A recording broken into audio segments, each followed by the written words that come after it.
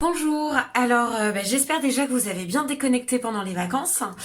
Je vous avais donc donné un exercice qui reprenait les opérations de base et surtout comment adapter, comment choisir la bonne opération par rapport à une situation, par rapport à un problème. Donc premier exercice, vraiment poser une addition, une soustraction et une multiplication. Donc on y va pour la correction. Première partie, exercice 1, 2 et 3. Donc addition, j'ai des nombres décimaux. Le plus important, c'est d'aligner les unités sous les unités, dixièmes sous les dixièmes, etc. Donc 29,75 plus 253,2. Je vous rappelle que le virgule 2 correspond à virgule 20. On peut rajouter ce qu'on appelle un zéro inutile si on en a besoin. Par contre, les virgules sous les virgules, unités, dizaines et centaines, même si dans 29, il n'y a pas de centaines. Donc 5 plus 0, 5. 7 plus 2, 9. Donc on est à 95 dans la partie décimale. 9 et 3, 12. Je pose le 2, je retiens 1. 1 et 2, 3 et 5, 8 et 2. On est donc à 282,95. Soustraction, toujours de la même façon, je viens mettre les unités sous les unités, les dizaines sous les dizaines, donc 534,2 moins 379,61. Toujours de la même façon, je peux rajouter un zéro inutile à virgule 2 comme virgule 20. Donc, 0 moins 1, entre guillemets, ce n'est pas possible.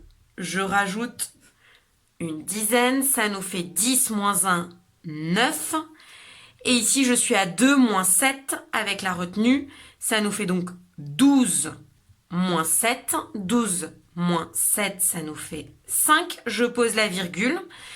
4 moins 10, ce n'est toujours pas possible. Donc 14 moins 10, ça nous fait 4. 3 moins 8 avec la retenue, ce n'est pas possible. 13 moins 8, ça nous fait 5. Et 5 moins 4, ça nous fait 1. La multiplication. Là, pour la multiplication, je vous rappelle que peu importe, on s'en fiche de placer les nombres, les unités sous les unités, les dizaines sous les dizaines, là, peu importe, puisqu'on sait juste qu'ici, il y a 1, 2, 3 chiffres dans la partie décimale. Il y aura donc 3 chiffres dans la partie décimale du produit. Donc, 7 fois 9, 63. Je pose 3, je retiens 6.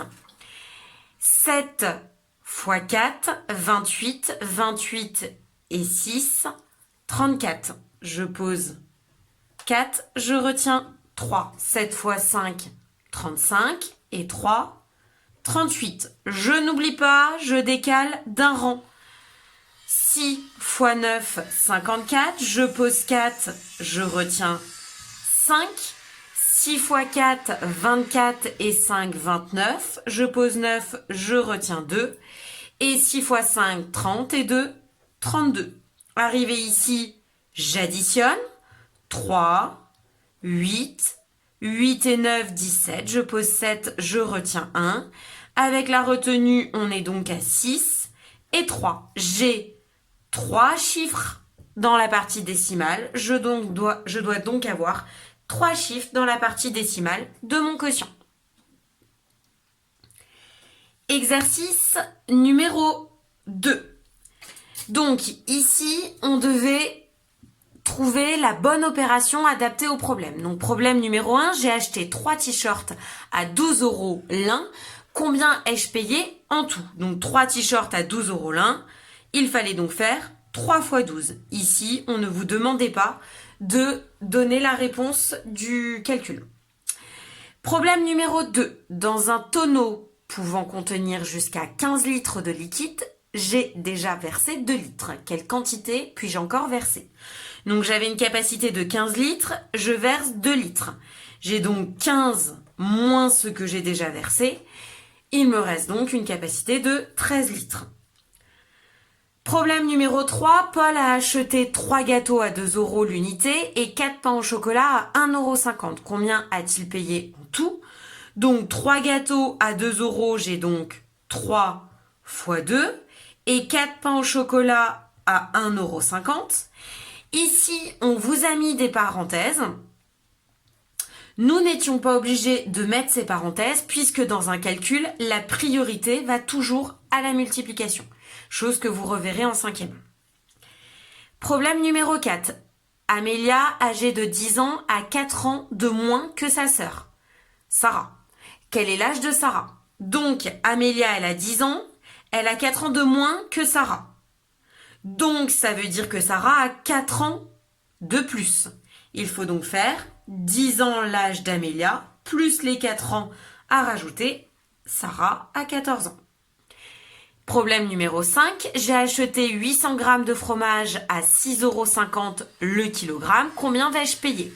Alors, attention aux unités. J'ai des grammes, j'ai des kilogrammes. Donc, je dois déjà convertir 800 g en kilogrammes. 800 g, c'est égal à 0,8 ou 0,800 puisque ce sont des zéros inutiles. Et donc, pour avoir le prix, c'était 0,8 fois 6,50. Voilà ce que vous deviez sélectionner. On ne vous demandait pas de calculer chacune de ces expressions.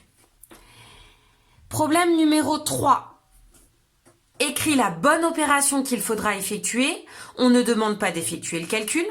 Donc, lors de mes achats à la boulangerie, on me demande de payer 2,30 € et je donne un billet de 10 €. Combien on va me rendre? Donc, je donne 10 € moins ce que je dois payer. Je dois donc faire cette opération. Au centre commercial, j'ai acheté un pantalon à 19,95 € et un pull à 15,99 €. Combien vais-je payer? Ici, j'additionne les deux montants pour avoir l'addition.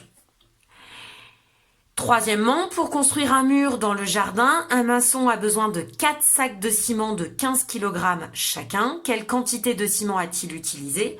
15 sacs de 15 kg, 15 fois 15 kg, soit 60 kg de ciment. Voilà pour cette première partie.